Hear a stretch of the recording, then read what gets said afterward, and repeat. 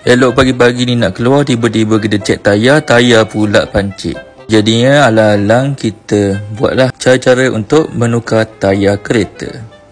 First kali mestilah kena ada alatan yang sesuai. Yang ni kita umpilkan satu persatu plastik yang ada dekat nut tayar.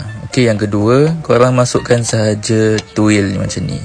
Untuk buka tu korang tak boleh gunakan kekuatan tangan sebab tak cukup kuat. Jadi korang perlukan gunakan berat badan anda yang berat tu. Pijak sedikit dah hentak. Jadi dia akan terkeluar lah. Korang jangan buka sampai habis sebab kita nak longgarkan nut tu sahaja.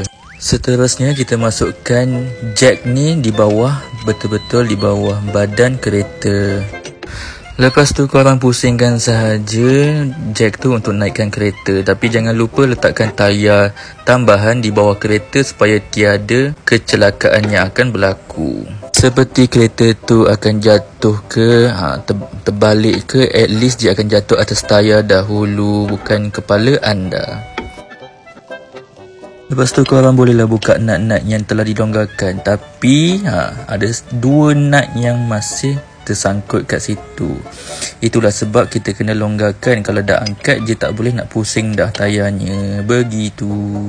Last kali terpaksa turunkan balik jack tadi dan longgarkan nut tu semula. Dah dua kali kerja.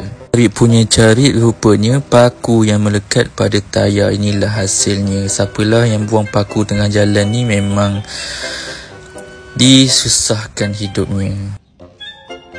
Lagi tips untuk newbie, untuk pasang tayar, korang masukkan tayar yang dah bocor tadi di bawah tu, nampak kan?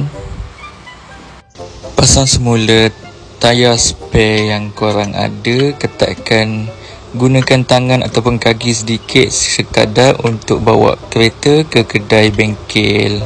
So sekian, terima kasih.